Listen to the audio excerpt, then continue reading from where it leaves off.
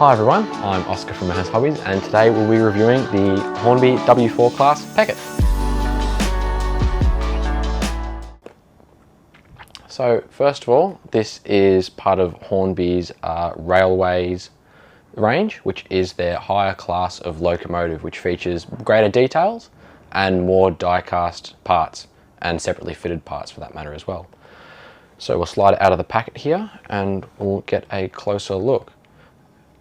As usual, Hornby's very well packaged blister packet, and if we just slide that out just like that, we can have a look.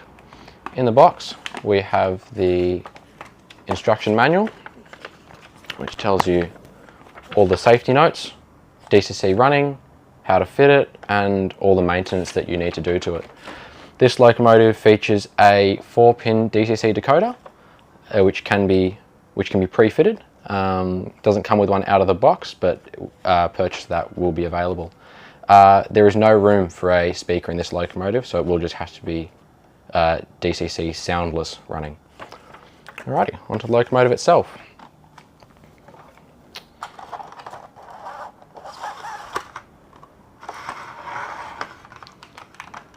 Very secure, this packaging.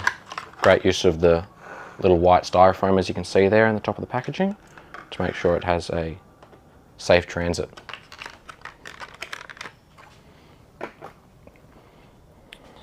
So here is the W4 Class Pocket.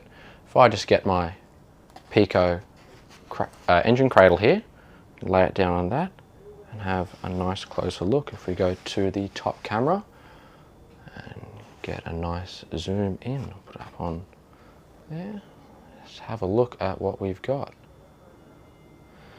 So this is the Crawshay brothers livery, which is a green livery. He was a private runner, so these were his engines that he ran in his own company. They were produced from the late 1800s all the way till 1906. A total of 140 locomotives were produced, which ran small errands around England. So the engine itself, it features a die-cast boiler using my trusty 9 steps paintbrush here as a pointer, die-cast body, boiler, die-cast chassis, and importantly, if we get real close, it has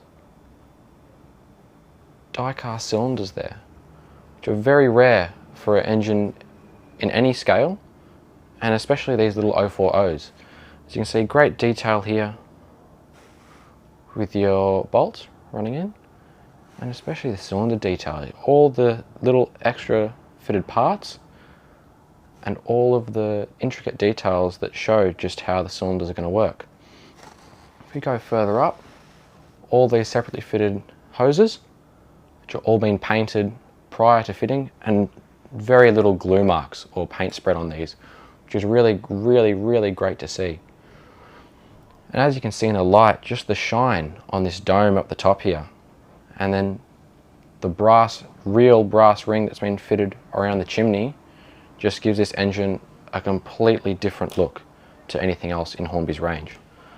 I'd argue, and a lot of people would, that this is probably the best looking Hornby locomotive and highest quality that's been produced. A little look under the engine here. Very simple. One axle has got gears, keeps it nice and simple and reliable, and one pickup per wheel, which are very long copper pickups, which allow this, although wouldn't be expected, these run over points flawlessly. These pickups are the best that they produce. I'm going to head back out. Get you nice and focused there. Out of the cradle, and we'll sit it down on the tracks. This engine's got great weight due to all that die cast, which means it's going to be able to pull quite a lot. So one of the benefits of this engine is its 5-pole motor, which Hornby has fitted. Allows it for incredible slow speed running. It's really quite impressive what it can do straight out of the box. And the gearing on it has been selected very well. A lot of these little 040s have been over geared. Even if I run it backwards here, that's flat out, just like that. Very prototypical and very accurate for what it would have been in real life. Let's just enjoy it, just how quiet and how smooth this engine really does run. As you can see, all the great detail over the top there, separately fitted brass on the top of the engine, and metal buffers front and rear with hooks.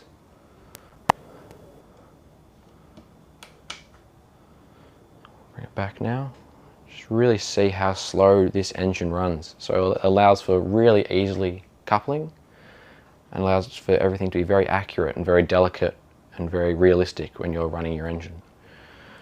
I'll just pick it up now. I can show you the in-cab detail. It might be a bit tricky to see on the angle, but if I get you guys in nice and close, you can see just in there how much detail has been fitted to the cab. A lot of these engines, some of them don't even have molded. This has got molded, separately fitted and painted parts all in the cab, which is really great to see on such a small package.